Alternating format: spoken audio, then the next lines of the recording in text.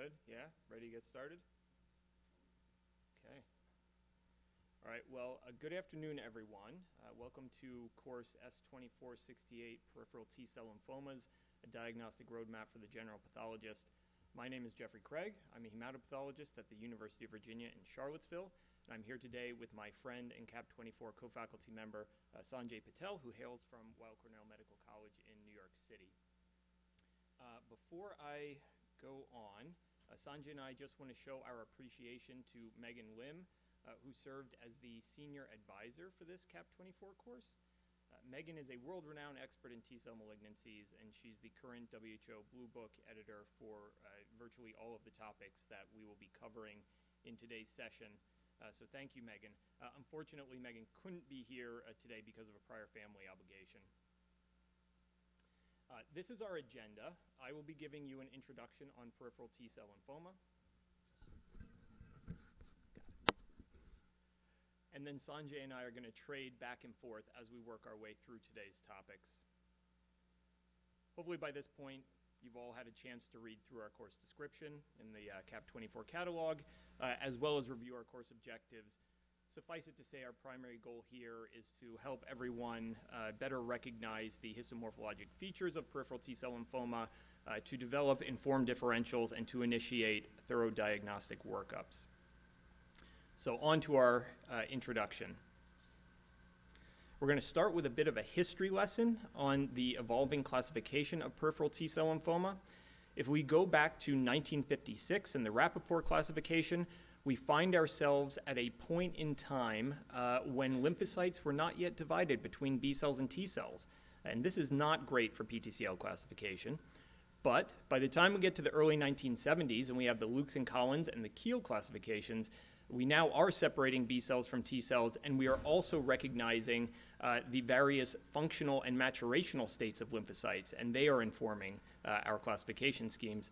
Of course, the working formulation from 1982 was a bit of a step backwards towards morphology-only classification, but when we get to 1998 and the real classification proposed by the International Lymphoma Study Group, we now have something that resembles the modern and integrated classifications that we are all fortunately used to. But back in 1998, there were only maybe a dozen or so T-cell lymphoma entities that were recognized. However, the four entities that we'll be covering in detail today are all part of the real classification, and I think this speaks to the fact that they are amongst the historically most well-recognized and best-studied entities in existence. The current WHO Hem5 and ICC 2022 classification schemes each contain greater than 35 different mature T-cell neoplasms, and this is simply a bewildering array that Sanjay and I could not cover in a single session, no matter how hard we tried. But we can make some sense of all of these diseases by grouping them together according to the anatomical compartments within which each entity most frequently arises. And if we do that, we see that three of today's topics, namely peripheral T-cell lymphoma, NOS, angioimmunoblastic T-cell lymphoma, and anaplastic large cell lymphoma, clearly fall within the nodal peripheral T-cell lymphomas, while a large granular lymphocytic leukemia is within the leukemic category. Now, there's plenty of topics that we're not going to get to here by design, but by virtue of choosing the four topics that we have selected for you, we are effectively covering the spectrum of well-described functional T-cell diversity, with all apologies to regulatory T-cells and adult T-cell leukemia lymphoma, but we had to draw the line somewhere. Now, these different T-cell functional subsets are, of course, the result of antigenic experience and cytokine-driven maturation, with ultimate reliance on one to perhaps several core transcription factors. And all of these different functional T-cell states are reflected to varying degrees in the disease entities listed at the bottom. Now, amongst the three nodal entities that we'll be covering, they also happen to represent the three most frequently encountered peripheral T-cell lymphomas in the United States, according to SEER data. And this holds true across all different racial and ethnic groups, despite well-recognized differences in incidence ratios between populations. This finally leads me to our diagnostic roadmap for the workup of nodal peripheral T-cell lymphoma. Sanjay and I will be referring to this diagram over here on the right several times throughout today's talk. The figure itself is from the original ICC classification manuscript and represents sort of a flow chart depicting how one might optimally navigate a workup of nodal peripheral T-cell lymphoma. And sort of built into this roadmap is the idea that we're going to be doing comprehensive workup that includes immunophenotypic analysis targeting pan-T-cell antigens and activation markers, as well as potentially T follicular helper markers and cytotoxic proteins, as well as markers targeting B cells, follicular dendritic cells, and other things. We're going to be doing assessments for various oncogenic viruses. You'll hear about cytogenetic workups for select entities, as well as the use of molecular testing and even next-generation sequencing and gene expression profiling when the situation calls for it. Now, with that, I'm going to pass the mic over to Sanjay. But if I could ask that you guys hold questions until the end, if possible. If it cannot wait, that's fine. Please just let us know. But we do have a lot to cover.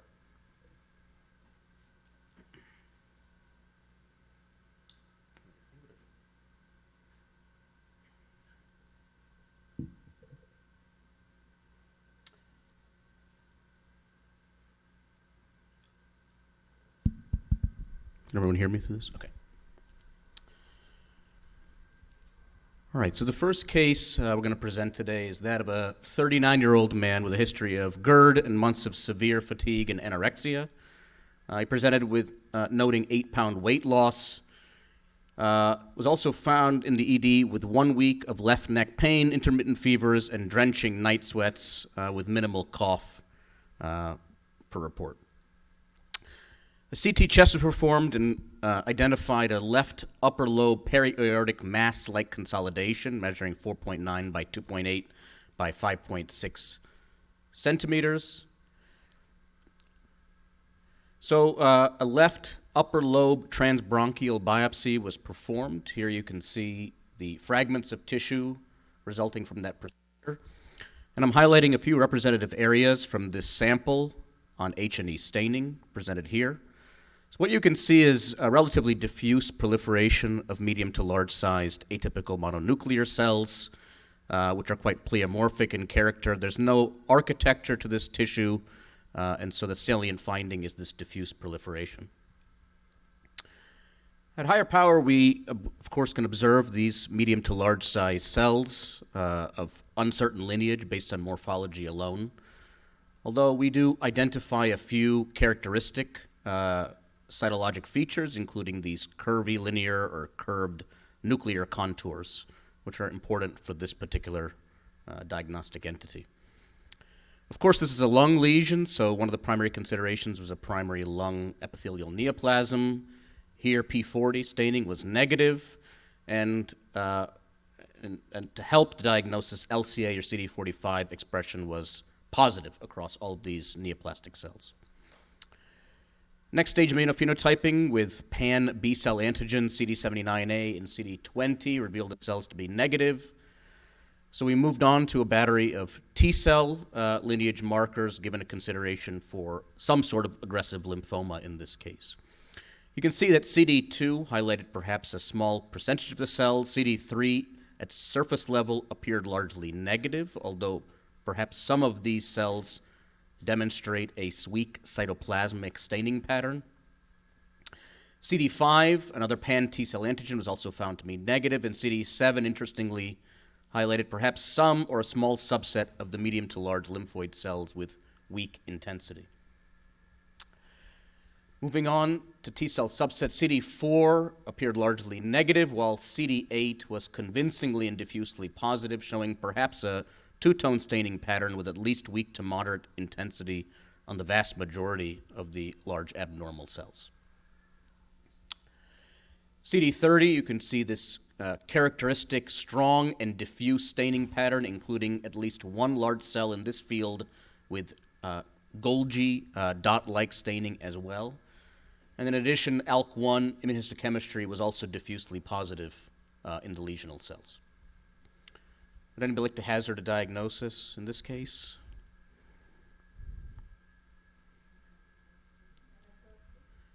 Exactly. So just, we're going to revisit this algorithm throughout the presentation, as Dr. Craig mentioned. So here we have what we believe to be a nodal peripheral T-cell lymphoma based on at least some of the marker expression, which did include CD8 and some weak and patchy CD2 and CD3 expression.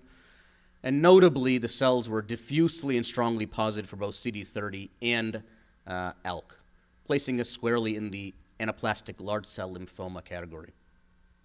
So this case was diagnosed as involvement by an anaplastic large cell lymphoma, ALK positive.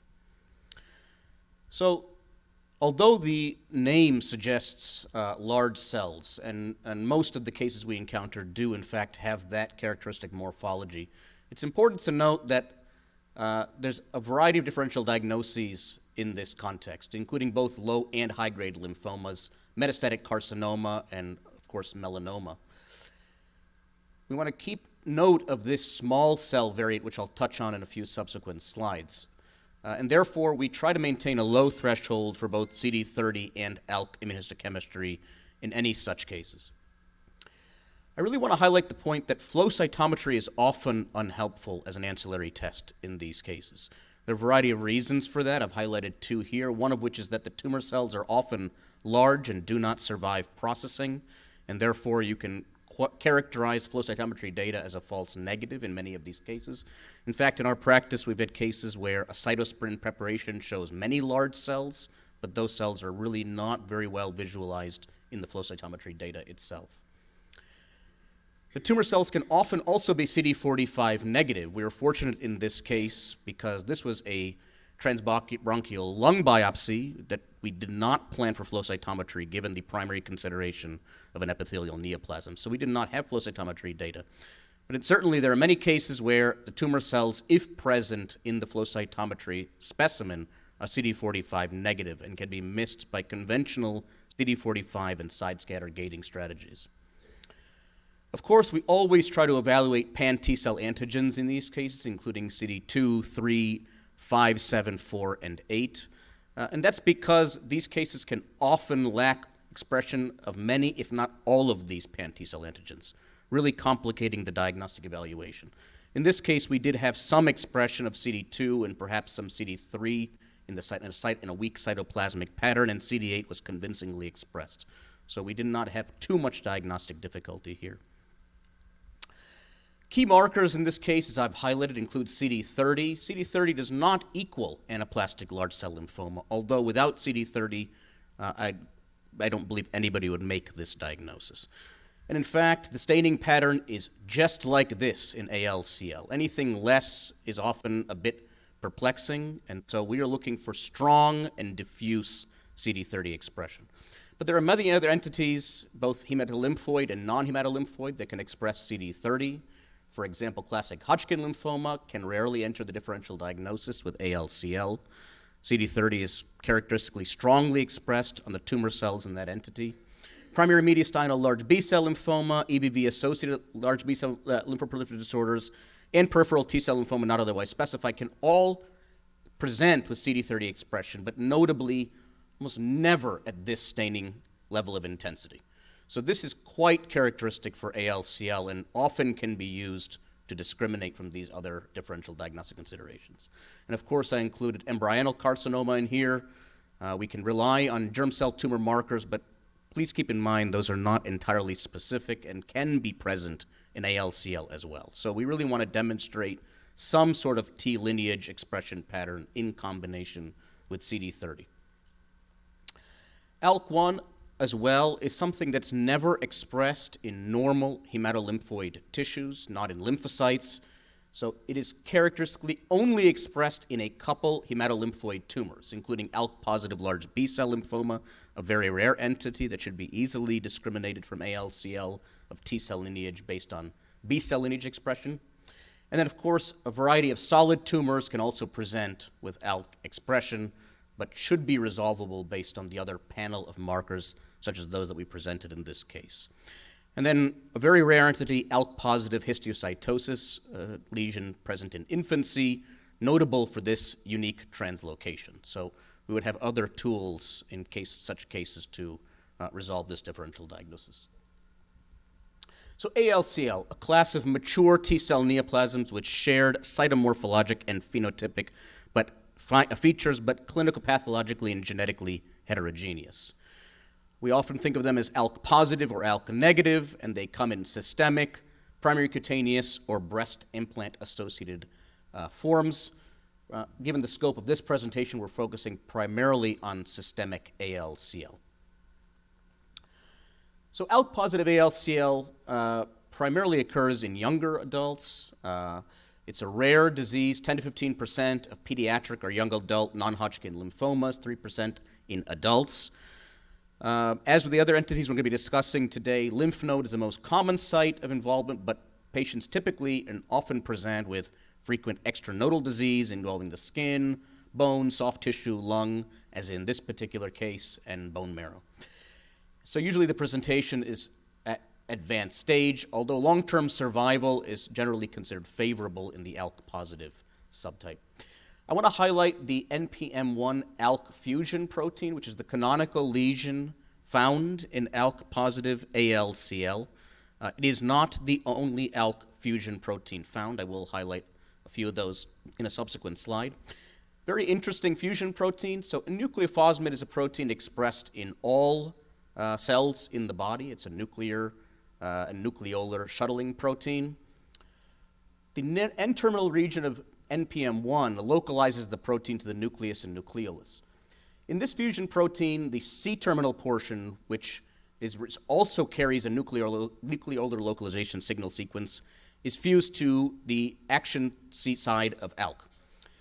These oligodimerizations that occur through NPM1's N-terminal region allow ALK to lie juxtaposed to another ALK and allow for autophosphorylation. This autophosphorylation results in a signaling cascade involving JAK-STAT signaling through phosphodienosyl 3 kinase, and PLC gamma and PKC alpha.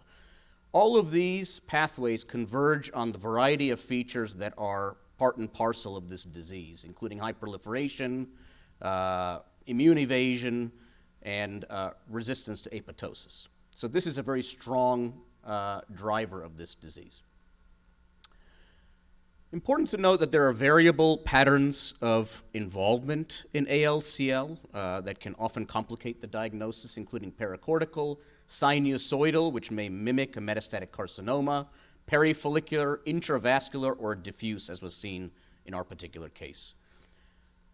Akin to the Reed-Sternberg cells of a classic Hodgkin lymphoma, the cell that may really tip you off to the diagnosis is the hallmark cell, a cell with an eccentric, large, horseshoe-shaped nuclei and multiple nucleoli with abundant cytoplasm. Although the morphologic spectrum, as I mentioned previously, can vary and include notably a small cell variant that can be particularly challenging to identify, lymphohistiocytic variants, and monomorphic variants, as in our case, which were a bit more obvious based on even low-power examination. Again, to highlight, strong and diffuse CD30 expression is virtually required to make this diagnosis. And ALK positivity can be seen by IHC, the pattern of which actually can tip you off to the type of fusion that may be underlying the disease. So I mentioned that NPM1 ALK is the most common fusion protein seen. The residual wild-type NPM1 protein in these cells can bind to the fusion protein and localize some of the fusion protein to the nucleus. So you can see both nuclear and cytoplasmic expression for ALK, and that's highly suggestive of this particular NPM1 ALK fusion. But note that only cytoplasmic or only membranous or other combinations, not including the nuclear expression pattern, can be seen in other types of ALK fusions. So just a brief table to highlight some of the differences between ALK positive and ALK negative ALCL. Of course, CD30 is seen and required in both subtypes, whereas ALK expression is the discriminating factor. ALK positive ALCLs often have extensive loss of pan T cell antigens but can retain cytotoxic markers, whereas the pattern of expression may be a bit more heterogeneous in ALK-negative subtypes. Both of these are believed to arise from alpha-beta types of CD4 positive T cells, making CD8 positive ALCLs quite rare. That was the actual case that I presented to you here to illustrate the fact that even rare things can be seen. So although CD4 is the more common phenotype, here we had a CD8 positive case. These two entities also can differ in their genetics. Of course, ALK fusions are required for the ALK positive form of ALCL. Those entities can also present with Notch1 and TP53 mutations, with a different genetic profile as seen in ALK negative ALCLs, with JAK1 and JAK3 mutations, STAT mutations, and then different fusions, which I'll touch on in a subsequent slide. So again, just some morphologic clues. So here we have a representative case presented in this paper here in Hematologic 2023 with a diffuse proliferation of medium to large, overtly malignant lymphoid cells. But again, even in this case, you can find foci with these curved hallmark types of lesional cells. So trying to look for those cells is a helpful clue to a potential diagnosis of ALCL, whether it be ALK positive or ALK negative subtype. I mentioned the small cell variant. I find to be an exceedingly challenging variant to identify for obvious reasons, because the cells don't have that very conspicuous large cell morphology. So this is why it's very important to keep this on your differential, employ CD30 and ALK staining with a low threshold. In this particular case, again shown in a representative publication, ALK expression was diffusely present. These cells were notable for cytotoxic marker expression, including granzyme B and TIA1, and particularly challenging, the CD30 expression was restricted to some of the larger cells only.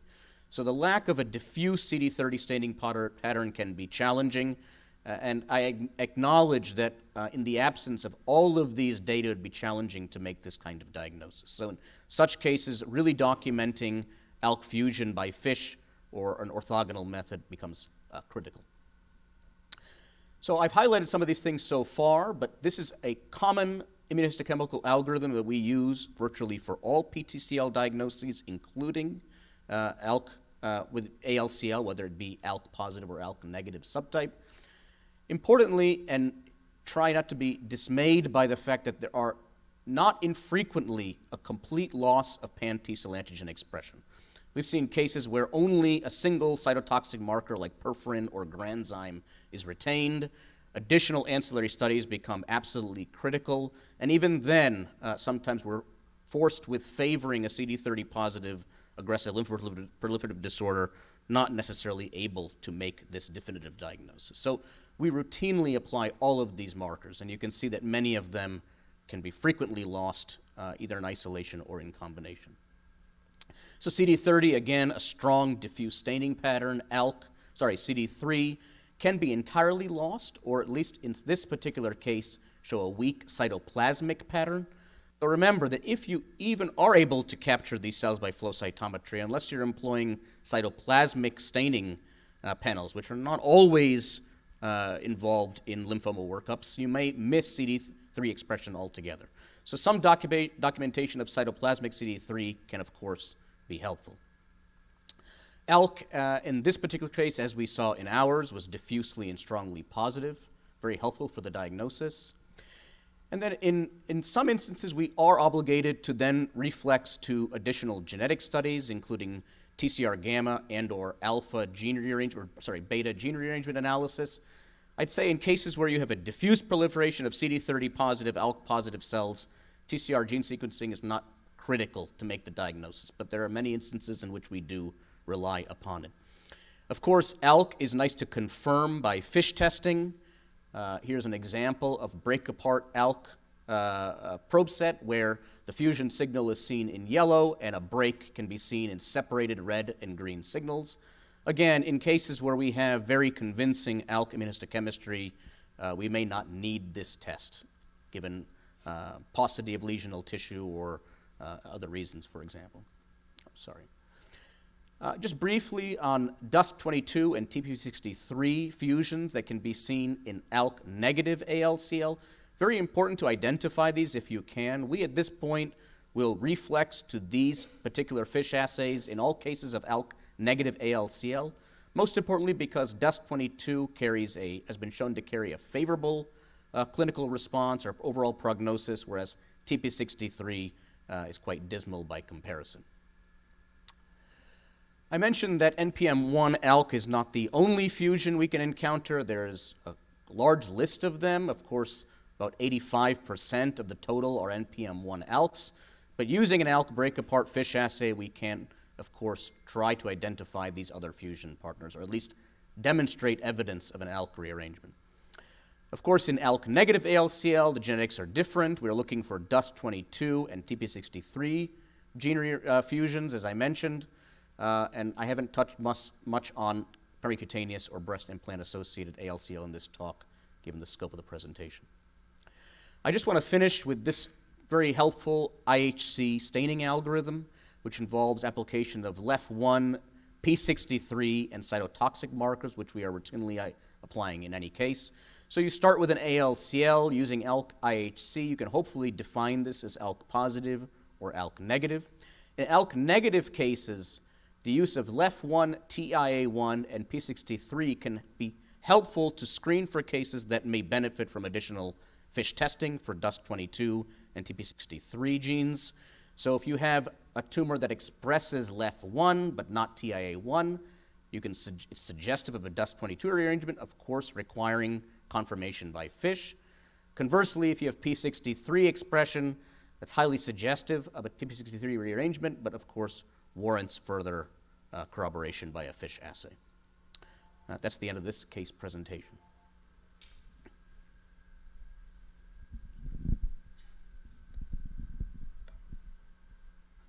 Okay, moving on. Let's talk about angioimmunoblastic T-cell lymphoma. We're back to our diagnostic roadmap again, and by the point that we get here, we know we're dealing with a very specific form of CD4 positive peripheral T-cell lymphoma, having already excluded certain considerations, including anaplastic large cell lymphoma and adult T-cell leukemia lymphoma. One final thought on adult T-cell leukemia lymphoma: the easiest way to miss this diagnosis is by not considering it in the first place, which is why CD25 staining is helpful, and a recommendation to perform HTLV1 serology. So our thoughts on nodal T follicular helper cell lymphomas have changed significantly since I started pursuing hematopathology. Back in 2008, angioimmunoblastic T-cell lymphoma was already considered a discrete entity. However, the newly emerging entities of follicular T-cell lymphoma and peripheral T-cell lymphoma with TFH-like features were squarely under the umbrella of PTCL-NOS. And it's only been through the sort of extensive use of next-generation sequencing and gene expression studies that we now know that angioimmunoblastic T-cell lymphoma is actually the prototype T follicular helper cell neoplasm and shares many similarities with follicular T-cell lymphoma and PTCL-TFH, so that we are now appropriately grouping all three entities under the nodal T follicular helper cell lymphoma family and keeping them entirely separate from peripheral T-cell lymphoma NOS. Now, amongst the nodal TFH lymphoma family, angioimmunoblastic T-cell lymphoma is far and away the most commonly encountered. Now, throughout this talk, I'm going to use the terminology angioimmunoblastic T-cell lymphoma. I apologize to any WHO or ICC loyalists who would prefer that I use the new nomenclature, but it's just a little bit too clunky to say over and over during a presentation. Let's get to case number 2. On the right-hand side here, I have a diagram depicting all of the most common clinical manifestations of angioimmunoblastic T-cell lymphoma so that we compare to our actual clinical case. We're dealing with a 60-year-old Caucasian man, and of course that fits perfectly, who has B symptoms, check, diffuse lymphadenopathy, check, an erythematous skin rash, check, pleural effusions, check, and polyclonal hypergammaglobulinemia. Now, despite being such a great fit, this constellation of clinical symptoms is in no way specific to any singular entity, and thus an excisional lymph node biopsy was performed for diagnostic purposes. Now, I'm at UVA. At UVA, I find that I will frequently get my flow cytometry data back before I've ever looked at a glass slide, and that's what happened in this case.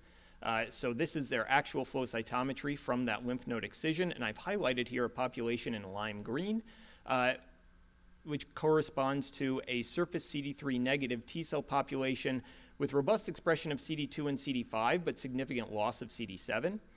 It has a CD4 positive, CD8 negative phenotype with significant co-expression of CD10. Now, there was no significant expression by CD25 by this abnormal population, and the B cells in this case were polytypic. Now, without having ever looked at a glass slide here, I was already in my mind thinking this has to be a T follicular helper cell neoplasm, in part because of this surface CD3 negative, CD4 positive phenotype, which evidence has suggested are present only in significant abundance in cases we're dealing with a TFH-derived entity. And rarely, if ever, will we see significant numbers of these cells when we're dealing with a histologic mimic.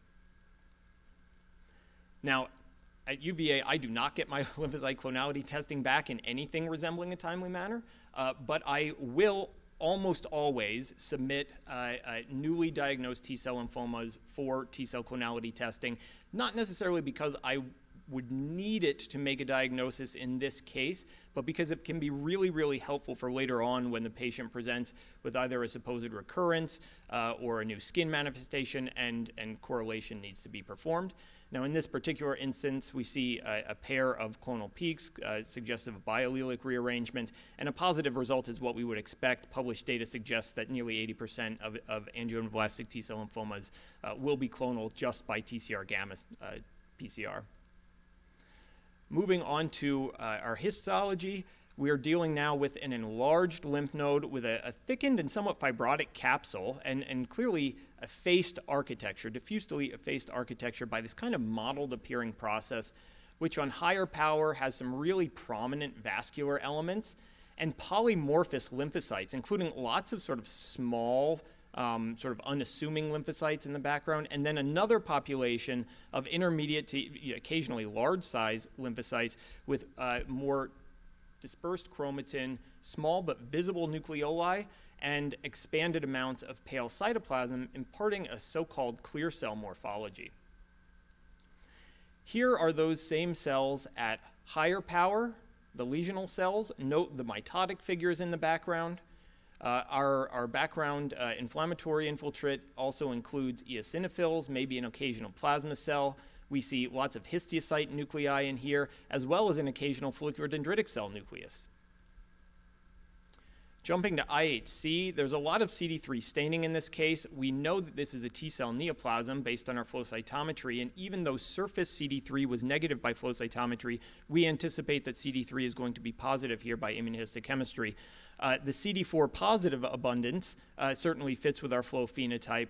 CD8 positive T cells are still well represented though, as are CD20 positive B cells. Of course, this is not a normal distribution of CD20 positive B cells in a lymph node.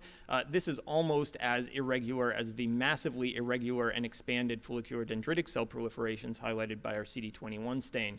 And this particular case is negative for EBV RNA.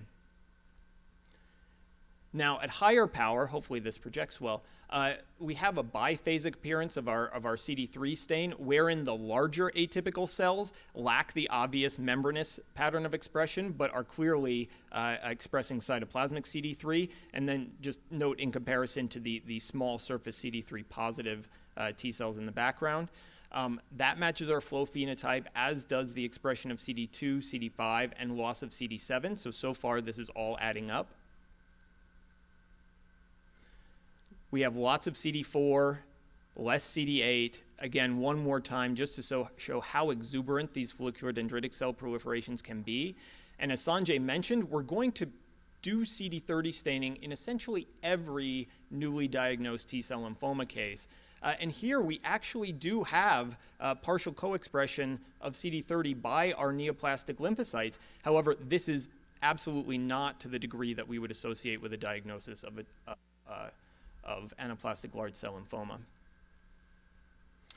Now, having mentally excluded anaplastic large cell lymphoma and adult T-cell leukemia lymphoma, our diagnostic roadmap tells us that we should be considering T follicular helper cell markers. One of the reasons that I chose this particular case is because it happened to show really, really robust expression of all of the most commonly used TFH markers in existence, including CD10, BCL6, PD1, ICOS, and CXCL13.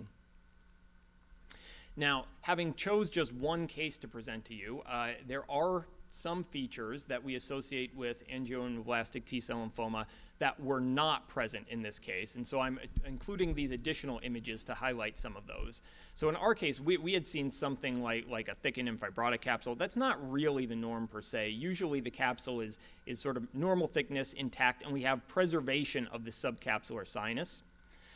We did have that nice clear cell morphology in our case. You see it in these three cases here. However, please be aware that there are cases of bona fide angioimmunoblastic T-cell lymphoma that lack that obvious clear cell morphology, and without it, that shouldn't prohibit you from considering the diagnosis. Now, in some cases, it's going to be the vascular elements that really stand out as the prevailing histomorphologic feature, and in other cases, it might be elements of the associated background cellularity, either the eosinophils or a case like this, where it's the exuberant histiocytic proliferation, sort of bordering on granulomatous in many areas. Another thing that is extremely common in cases of angioimmunoblastic T-cell lymphoma is the presence of B-cell or lymphoplasmacytic proliferations. And so this is a case just showing one of these lymphoplasmacytic proliferations, shown here as a band-like infiltrate staining with CD79A. By H&E microscopy, this clearly looks distinct from the background T-cell lymphoma. You can see sort of a starry sky-like appearance. And this band-like infiltrate was strongly positive for EBV RNA. However, if we look just below the band-like infiltrate and just above, we see sort of a different staining pattern where we have individual large positive EBV positive cells. And if we zoom in on those areas, they correspond to Reed-Sternberg-like cells. And those Hodgkin-Reed-Sternberg-like cells are a well-recognized feature of angioimmunoblastic T-cell lymphoma, present in a significant proportion of cases. Those cells are almost always positive for CD30. They are almost always of PAX5 positive B-cell lineage. They can show extremely robust expression of CD15 as well, and in about 2/3 of cases, those cells will be positive for EBV. Now, our current thinking about these proliferations, whether they be of the B-cell lymphoplasmacytic variety or classic Hodgkin lymphoma-like variety, is that they do not warrant a separate designation of malignancy unless you are convinced that what you're dealing with could be nothing other than a true composite or collision-type tumor.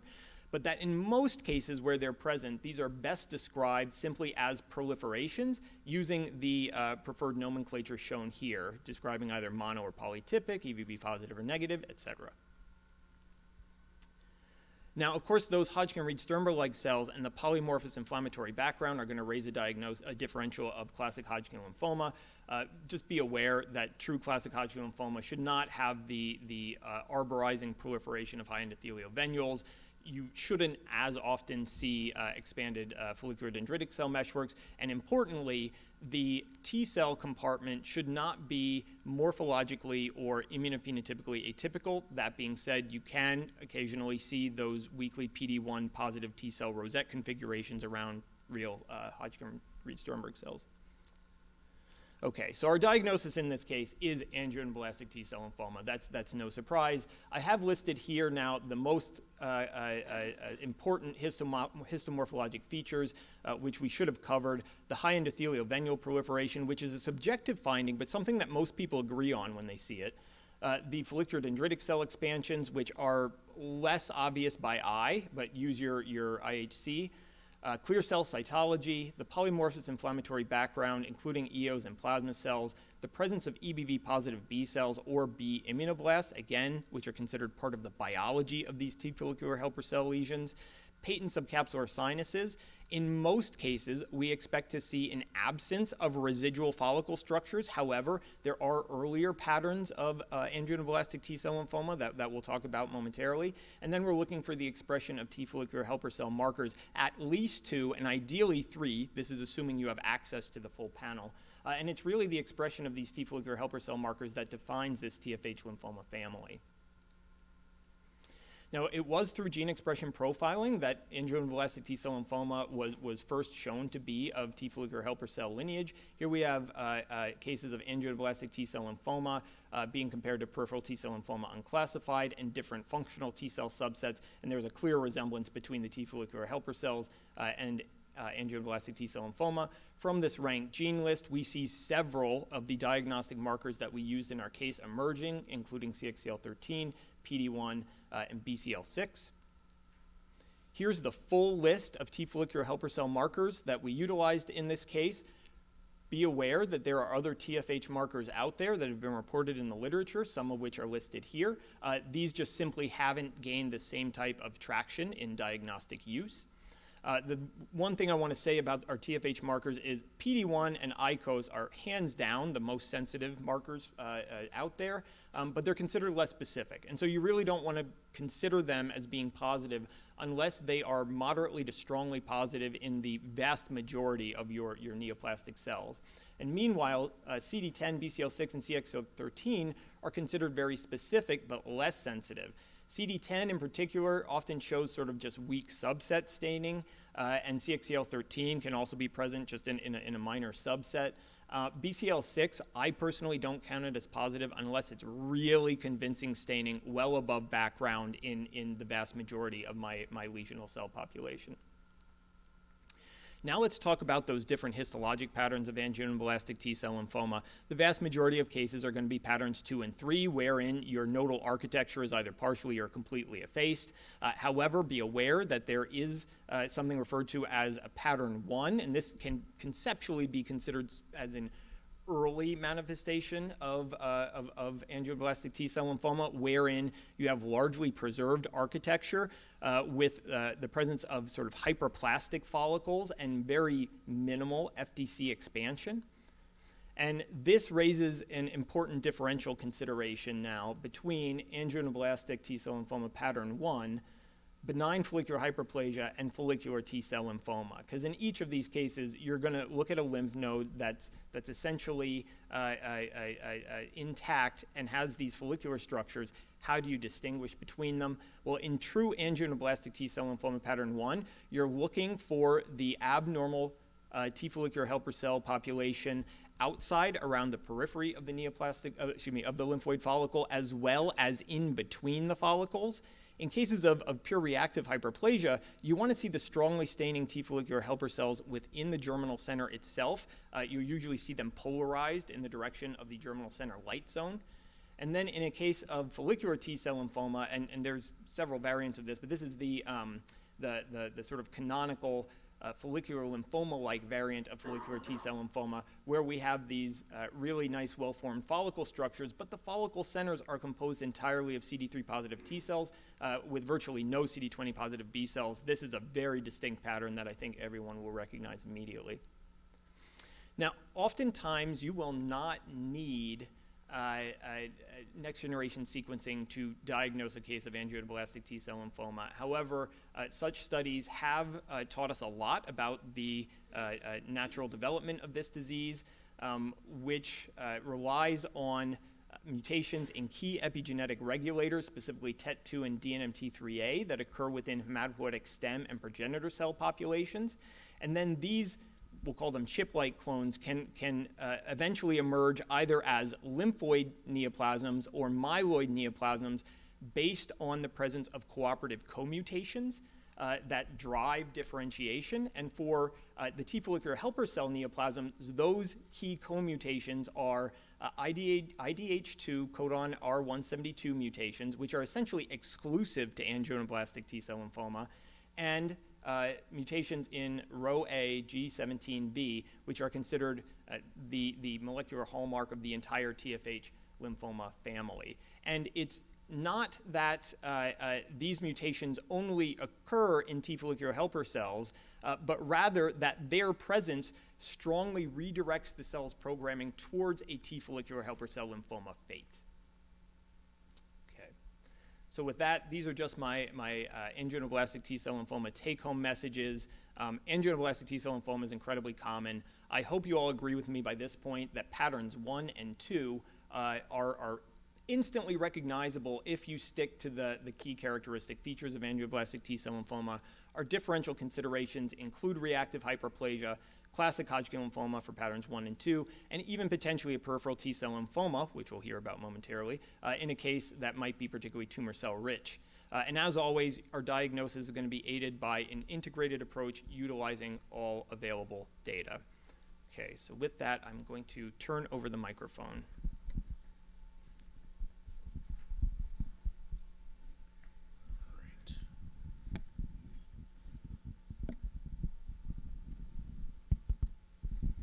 All right, moving on to our next case.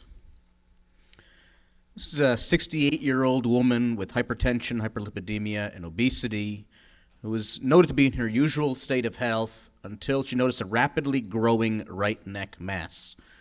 She presented without any mention of fever, chills, or night sweats, without a significant increase in LDH level. CT imaging showed multiple enlarged lymph nodes in the right neck, involving submandibular space and right level 2 region in a conglomerate measuring 5.2 by 3.8 by 6.2 centimeters. There was extension of this infiltrate into the carotid space, obliteration of the right internal jugular vein, with partial encasement of the right carotid artery. What I want to highlight here is that just on clinical presentation, this is an aggressive process. So this entity, which I'm going to discuss, almost never presents in an indolent fashion. That's not a typical presentation for this particular disease process.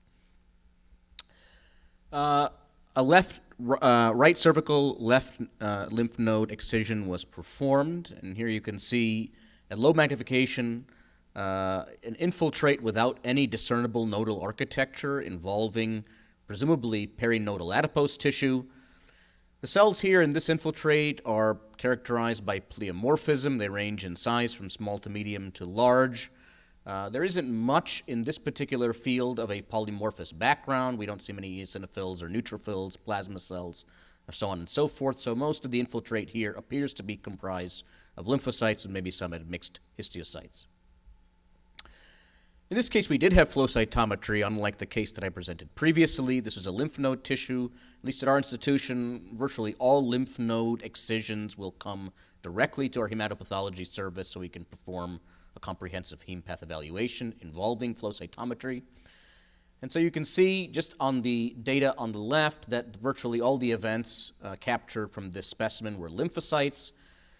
Even by forward scatter and side scatter gating, you can note here all the lymphocytes are in green, but this large green population exhibits very high, at least moderate to high forward scatter, very suggestive of a large cell size among the majority of the cells being profiled. Here I'm showing you cytoplasmic CD3 expression with expression of CD5, which is important because these cells lacked expression of surface CD3, as was seen in the last case. In fact, this pattern where CD5 is expressed but surface CD3 is negative is a common tip-off to an abnormal T-cell population.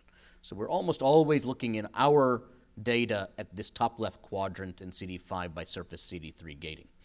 These cells notably also lacked expression of CD2, CD7, and both CD4 and CD8, so unequivocally an abnormal phenotype, with only CD5 being expressed, and of course documentation of cytoplasmic CD3, which is very helpful. In the absence of CD5, this pattern could be seen in NK cells and of course other types of abnormal T or NK cell proliferations, but retention of 5 helped us to define these at least as a T-cell neoplasm, lacking many other markers. We tried to corroborate this by immunohistochemistry, so starting with just B-cell panel, PAX5, a nuclear transcription factor, and CD20 were both convincingly negative. CD3 appeared quite positive, and I want to highlight again, as I did in a previous case, that CD3 expression can be seen in the cytoplasm in cases in which surface CD3 cannot be readily documented by flow cytometry. So if I had a higher magnification image, I'm sorry that I don't, you would be able to convince yourself that there is some cytoplasmic CD3 expression. In fact, that can help you discriminate admixed normal T cells which is one of the hardest aspects of peripheral T-cell lymphoma diagnostics, which is that we don't always know which are the normal cells and which are the abnormal cells. This is, of course, not as challenging in B-cell neoplasms, where the B cells are frequently dominant and maybe all of them are neoplastic. Here, we sometimes struggle, and in many cases, we'll have a hard time figuring out which of the T cells we're identifying are actually the neoplastic ones. They can vary in percentage as well, and sampling and area of tissue examined become very important. So in this case, of course, all the cells appear to be CD3. In fact, in here, some of these are going to be membranous CD3 positive cells, putatively the normal admixed T cells, and the rest are the neoplastic cells. It wasn't very challenging to define these, virtually almost all of them as being CD2 and CD7 negative, which is abnormal, and CD5 positive, confirming our flow cytometry findings. Moving on, CD4 and CD8 were both essentially negative by IHC, as we observed by flow cytometry. And of course, as mentioned, we have to go through this diagnostic roadmap. So we have to make sure we're not dealing with a T follicular helper cell lesion. Applying some of those markers, we found the cells were virtually negative for BCL6, CD10, and PD1. ICOS, strongly positive here, was insufficient on its own to classify these cells as being of T follicular helper cell origin, and notably CD30 was also negative, taking us out of the ALCL diagnostic consideration. I want to highlight a couple additional markers. BCL2, which should normally be expressed by all mature lymphocytes, including T cells, can be a helpful tool in cases where you can't quite determine if the T cells are abnormal. So if your T cell population, both phenotypically and morphologically, is suspicious, demonstrating some abnormal features, lack of BCL2 or downregulation of BCL2 on the majority of these cells can also be a helpful clue you're dealing with a neoplastic proliferation. Ki67 was at least 50% in this case. Of course, as you've all, I'm sure, encountered, percentage in Ki67 in hematolymphoid proliferations can be challenging because you'd have to decide which of the cells are your neoplastic cells. So if you have infiltrating normal T cells, histiocytes, and other non-neoplastic cells in here, we have to really try very hard to determine the Ki67 proliferation among the neoplastic cells specifically. In our laboratory, we now are routinely applying dual stains, Ki67 and CD3, Ki67 and CD20, to help us address this particular question. Moving on, we applied a couple additional markers, including TBET or TBX21 and GATA3, and I'll highlight these in a subsequent slide. So we find here that TBET is negative on the lesional cells and GATA3 is quite convincingly positive.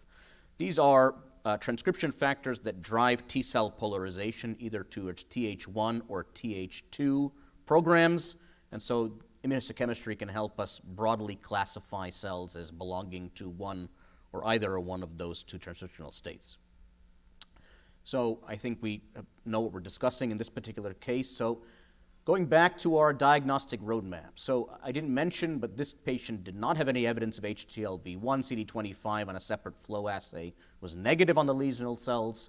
We considered ALCL by virtue of its heterogeneous morphology that I've previously discussed, but the cells were CD30 essentially negative.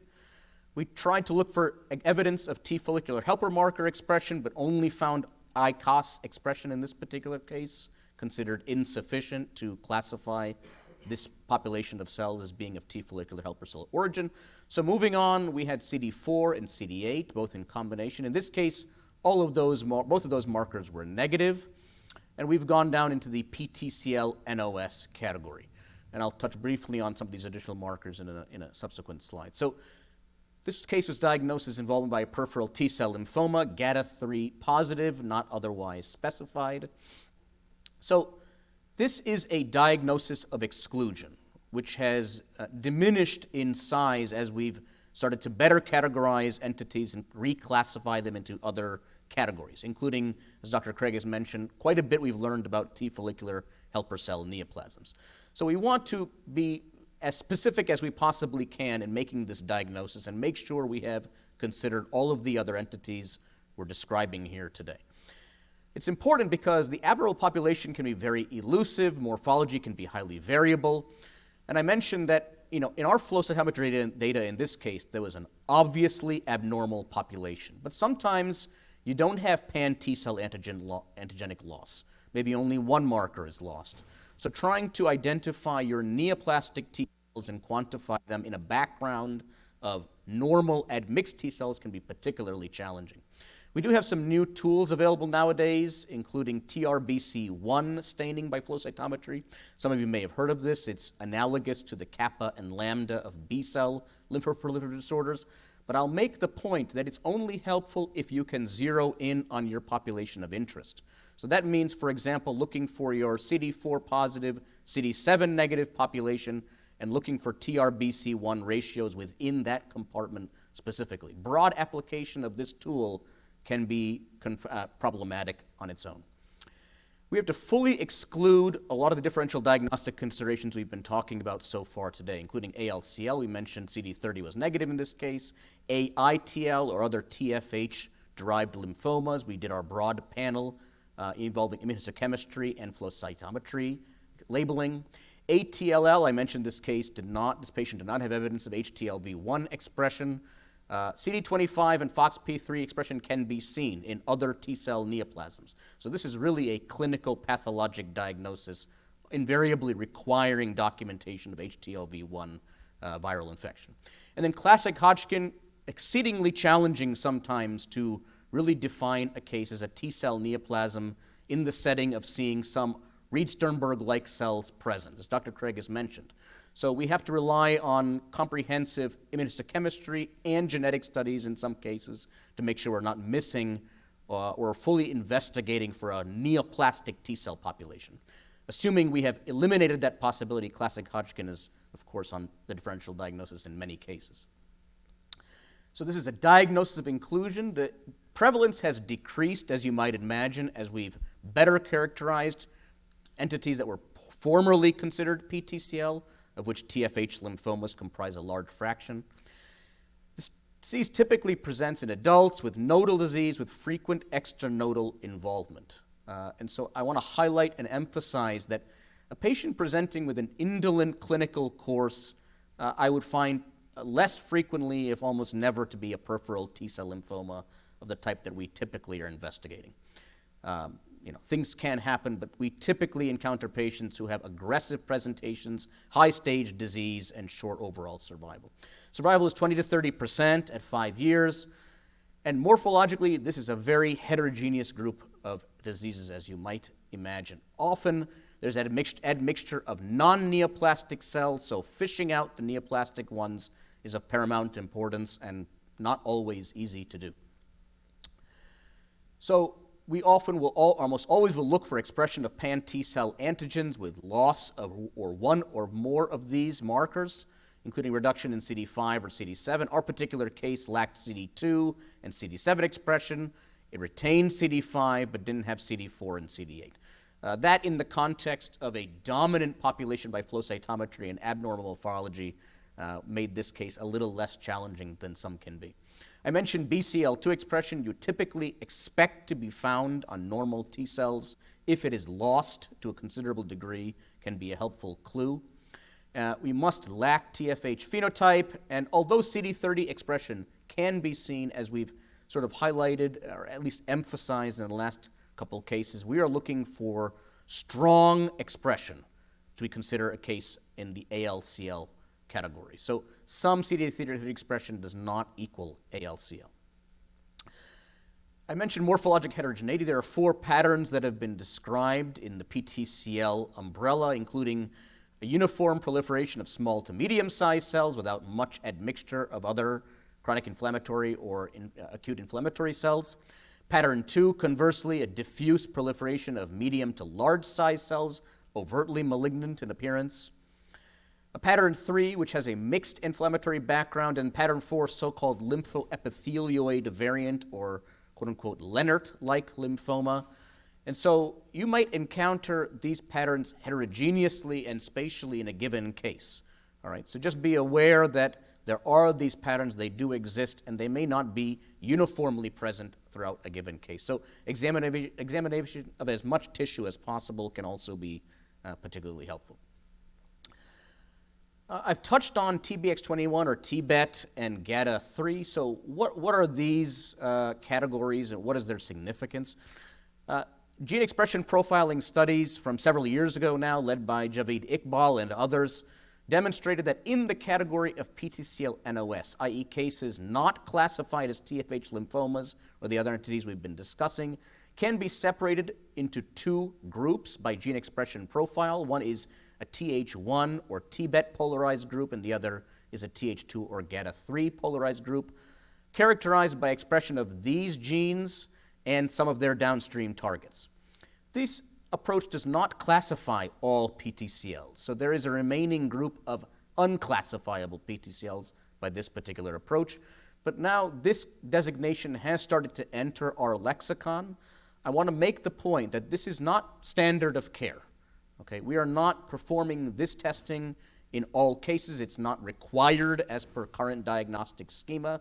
But in our laboratory, we do try to classify these cases as best we can, in particular because there's a notable survival difference between Th1 or Th2 polarized PTCLs, whereby GATA3 or Th2 polarized lesions have an inferior overall survival. Okay, so our ability to try to discriminate these is of clinical utility, at least in centers where our clinical colleagues are seeing a lot of patients with these types of PTCLs. Breaking down some of the additional differences noted between these two groups, the TBET or TBX21 group is slightly more frequent, high expression of TBET or TBX21 and its related genes, notably CXCR3, which I'll touch on in a second. Conversely, in GATA3, PTCLs were looking for high expression of GATA3 and some of its downstream targets, including notably CCR4. In studies that have evaluated these two groups of PTCLs, the TBET-associated lesions have been described as being more polymorphous, whereas the GATA3 lesions more frequently have a medium-sized to large cell morphology. Perhaps not surprising that those are the more aggressive lesions with a worse overall clinical course. In the TBET group, you have enrichment of the NF-kappa B pathway. Conversely, there's high MYC and proliferation centers in the GATA3 group. And then the TBET group has been noted to have less frequent genomic complexity compared to the GATA3 group, and I've already kind of highlighted the survival differences between these two. So if you are able to employ some of these tools, either through a reference lab or in your own lab, these are now entering the diagnostic armamentarium and eventually will become standard, although they may not be precisely today. So just based on trying to take the gene expression data and turn it into an IHC algorithm, similar to what was done with the Hans algorithm for DLBCLs, for example, this approach in at least one study by Amador et al., this has now been validated, involved the application of 4 different antibodies, including TBET or TBX21, CXCR3, both of which can help drive you into the Th1 or TBET category, and then conversely GATA3 and CCR4, which when you've excluded the TBET polarization or Th1 polarization can land you in the GATA3 category. So we try to apply these in our laboratory, and here just a representative example from this particular study highlighting in the best of cases what the staining profile can look like and how it might help you. I will acknowledge that if the tumor cell fraction here is a minor component in the tissue you've stained, it might be exceedingly challenging to qualify the percentage of the tumor cells that are positive. So, these cases are meant to be illustrative, but we acknowledge that in practice, this can be exceedingly challenging to define percentage of these markers in the tumor cell component alone. But we are starting to do this more and more frequently, and I encourage you to explore these tools if they're available to you. And moving on to the next case.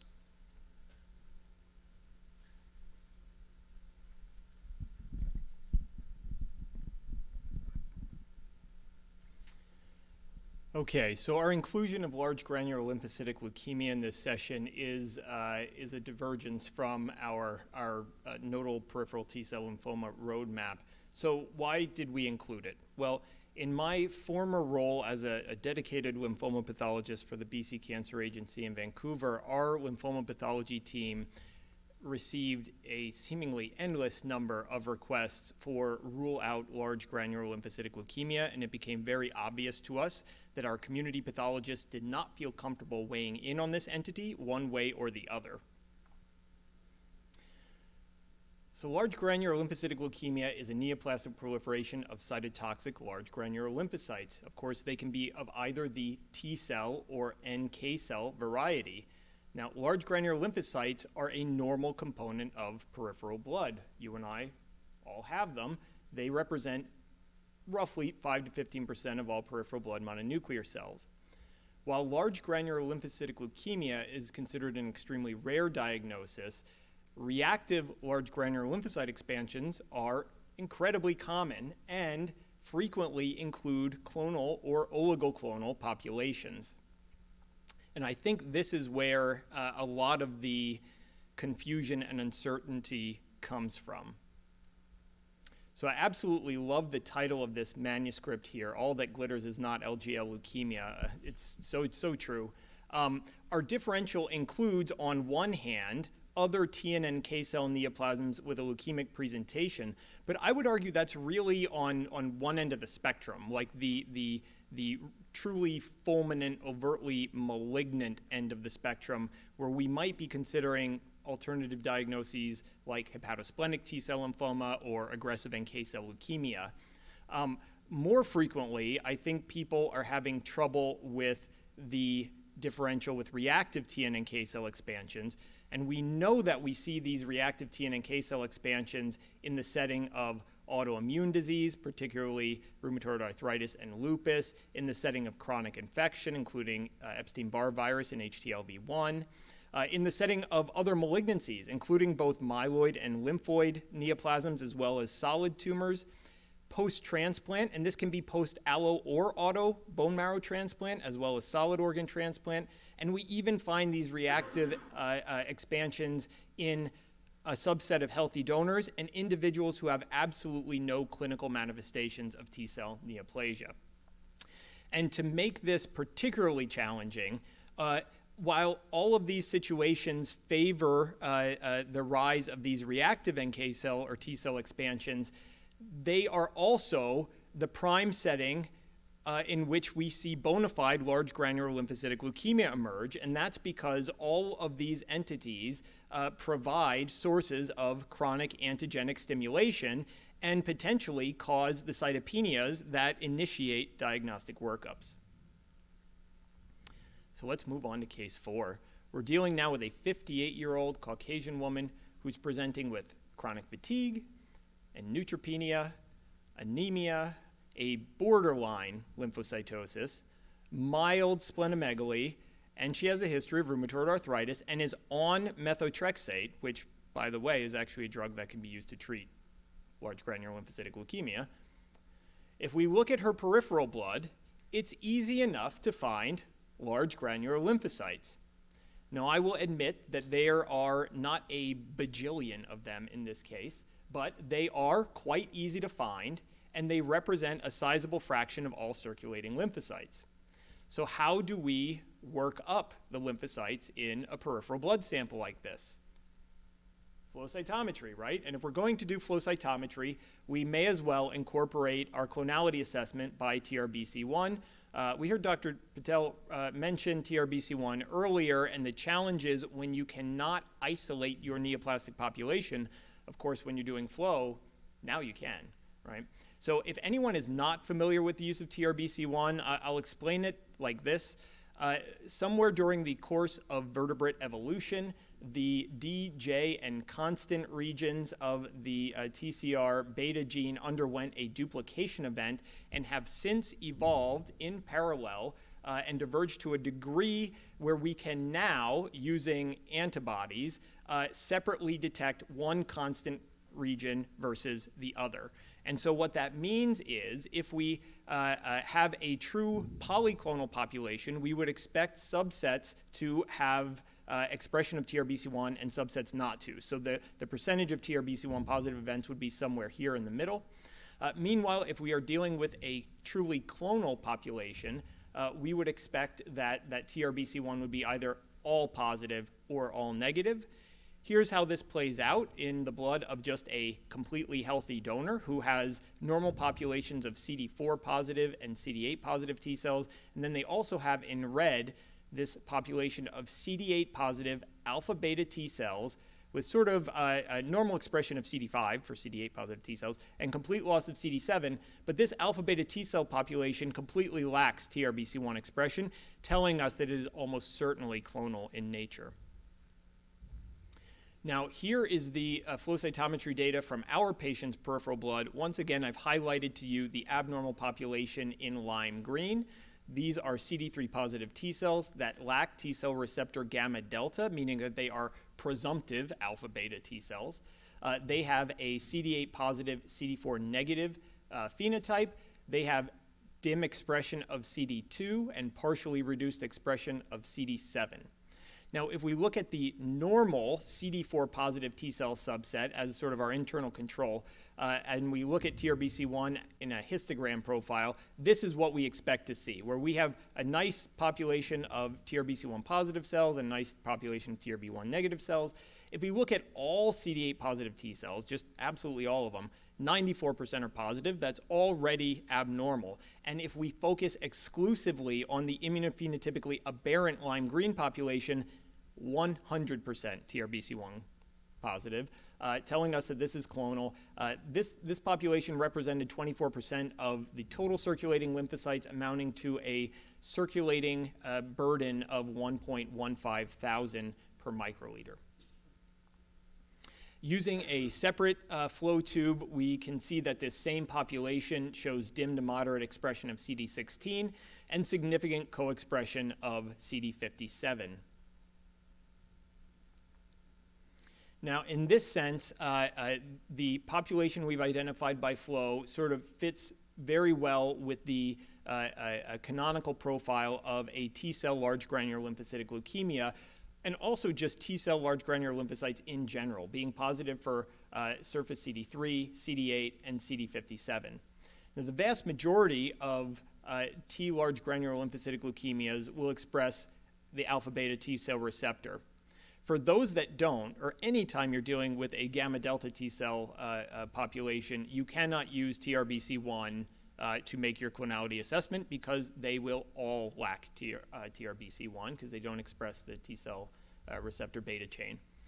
The vast majority of large granular lymphocytic leukemias are CD8 positive. However, be aware that a subset, a minor subset, will be positive for CD4. They have preserved T cell antigens for CD3 and CD2, although CD2 could be dim, as we've seen in this case. Frequently, CD5 is lost or diminished, and the same can be said of CD7. While CD57 is our perhaps most important large granular lymphocyte marker, please note that even in cases of T-cell large granular lymphocytic leukemia, we see expression of NK cell-associated antigens CD16, CD56, and CD94 at high frequency. And these populations will also be positive for cytotoxic proteins. Of course, we usually will evaluate that by immunohistochemistry. Now, I don't want to dive too far down the rabbit hole of NK large granular lymphocytic leukemia, but for completeness sake, let's just run through a separate case very quickly. Here we have a surface CD3 negative, CD16 positive conventional NK cell phenotype. Is a massive population that has uniformly strong expression of CD94 with partial loss of CD56. This particular population has to also have uniformly bright expression of CD2. That's unusual in and of itself for NK cells, and also has partial loss of CD7. Now, you can't use TRBC1 for NK cell clonality assessment. You can't use T cell receptor PCR for NK cell clonality assessment. If you happen to have NGS available and you can find a clonal driver abnormality, that would work. But by and large, what many groups are doing is relying on the assessment of KIR, or killer inhibitory receptor isoform expression. as a surrogate for clonality. And the reason that this works is that we all have multiple KIR molecules encoded in our germ lines. And the expression of these KIR molecules in NK cells is essentially random. However, once expressed, expression persists for the life of that NK cells and within any sort of daughter cells or progeny cells that may arise. And so there have been published diagnostic cutoffs for how to use these KIR isoforms in clinical practice. We personally don't use them at University of Virginia. This would have to be a send-out. I know that Sanjay does do some of this at Cornell. If you're interested, please come up and talk to us afterwards. Now, we're very lucky in this case because we already had a chance to look at peripheral blood. We got to see it in the peripheral smear, and we got to phenotype it using flow cytometry. So we know now that we are dealing with an abnormal T cell population. And amongst the T cell neoplasms that could potentially involve peripheral blood, the only one that exhibits large granular lymphocytic morphology is T cell large granular lymphocytic leukemia, right? So we can now very quickly sort of mentally discard some of these competing considerations. Now, our patient underwent a bone marrow biopsy in part to help support what was considered a probable diagnosis of T cell large granular lymphocytic leukemia, but also importantly to exclude competing considerations like myelodysplastic syndrome. Now, our patient was 58 years old, and so we can probably all agree that this bone marrow is essentially appropriately cellular for age. At higher power, we see some scattered megakaryocytes and some maturing erythroid islands and full myeloid maturation. All of that is normal and reassuring. There's even a minor little lymphoid aggregate here. And we'll focus in on the lymphoid aggregate just for a second, not because we necessarily care about it, but because now we know we're looking at images from the same field. I have to stress that using H&E morphology to assess for large granular lymphocytic leukemia in a bone marrow is challenging. Usually these populations are not the dominant cell type, and these populations are also not overtly cytologically abnormal on H&E sections. And so this is why we will be relying extensively on immunohistochemistry. So let's focus first just on that lymphoid aggregate, right? It's natural for us to say, well, we did some flow and we found an abnormal T cell population and we looked at the bone marrow and there's a lymphoid aggregate, right? So now our brains are being suspicious of that lymphoid aggregate.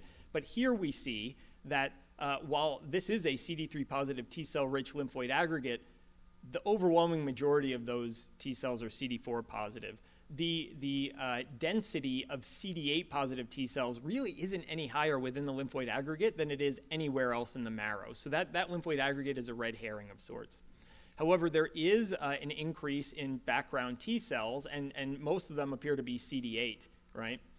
If we use some of our other markers, we start to see the emergence of these beautiful linear intrasinusoidal arrays. Here's CD57. The TIA1 unfortunately doesn't show up. Don't even try to look for it. But it is present by granzyme B and perforin as well. And we'll zoom in further, and again, just documenting what these intrasinusoidal arrays look like. Really, really nice.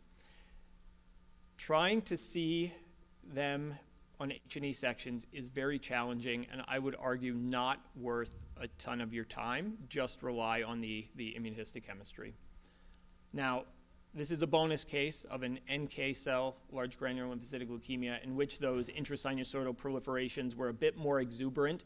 I would argue perhaps maybe you can see them by light microscopy, but this case represents the exception that proves the rule. We were also lucky in our patient's case that when we looked at the bone marrow aspirate smear, we were very quickly able to appreciate a population of large granular lymphocytes. This is not always the case. Large granular lymphocytes are very easy to see in peripheral blood. They can be very hard to make out in bone marrow aspirate smears. So if you're considering a diagnosis of large granular lymphocytic leukemia and you don't see a robust population of large granular lymphocytes in your aspirates, that doesn't mean anything. Just continue on.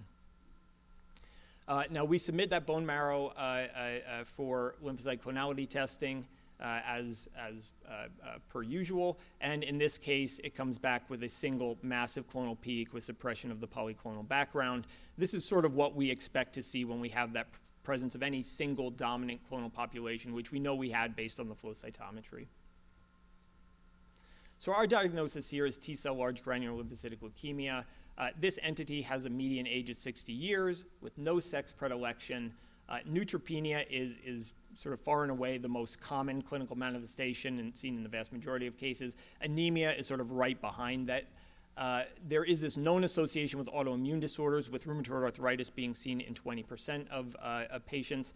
And our patient had both rheumatoid arthritis and now T-cell large granular lymphocytic leukemia. So they're a perfect fit in this regard. Now, we had estimated the peripheral blood burden of clonal large granular lymphocytes in our case, and it fell short of the historic threshold of 2,000 cells per microliter. Apart from that, I would argue that the case I've presented really is a slam dunk diagnosis. But not every case will be, and we need to know what criteria we're going to use to make a diagnosis, and I'm going to tell you that there are several options, and we're going to work our way through them. But before I do, I want to introduce the idea that large granular lymphocytic leukemia is associated with activating STAT mutations. So we know that large granular lymphocytic leukemia thrives in the setting of chronic antigenic stimulation, whether it be from viral peptides or autoantigens, and that after we get this sort of inflammation-driven polyclonal expansions, we can get the emergence of clonal subsets driven oftentimes by these activating STAT mutations. And these mutational profiles that we see in large granular lymphocytic leukemia differ based on whether or not we're dealing with the T-cell variety or NK cell variety, and within T-cell, whether or not we're dealing with the gamma delta versus alpha beta, and if we're dealing with alpha beta, whether or not we're dealing with CD8 or CD4. But suffice it to say, the most common LGL leukemias, those being the CD8 positive alpha beta T-cell variety and the NK LGL leukemia variety, the first mutations that should come to your mind are STAT3 and TET2. Okay, so here is option number one for diagnosing T-cell large granular lymphocytic leukemia. The WHO, right? We have these beautiful criteria divided into essential and desirable. We all know how important Megan was to this case. So you're never wrong with using the WHO. I would say, I personally, I'm not going to read them all to you, but all of the essential and desirable diagnostic criteria here make intuitive sense to me. But there are some things, some peculiarities that I will point out. One is that the demonstration of these intrasinusoidal lymphocytes in the bone marrow has been relegated down to the desirable criteria. In my mind, they're perhaps more important. And also the demonstration of the STAT mutations is listed as desirable, where we do know that those are pretty strongly disease associated and fairly specific oftentimes. Also, despite this list of editors and co-authors, including clinicians, I work with Tom Walkern at UVA, and he's an oncologist. There are no clinical criteria here whatsoever, right? Seems a little odd. But the end result of sort of downplaying the bone marrow infiltration and the molecular may be logical for a World Health Organization classification that now allows you to make this diagnosis much easier based on nothing but peripheral blood. You don't need the bone marrow, you don't need NGS, right? Now, the responsible author here is a gentleman named William Maurice, who I hold in extremely high regard. He is at Mayo Clinic in Rochester, and Dr. Maurice published just this year this wonderful article in AJCP called How I Diagnosed Large Granular Lymphocytic Leukemia. He co-authored this with Min Shi, also at Mayo Clinic. And the criteria that they have here are now quite different than the WHO criteria, despite being the same lead author. Now, those intrasinusoidal bone marrow infiltrates and the STAT mutations represent half our major criteria.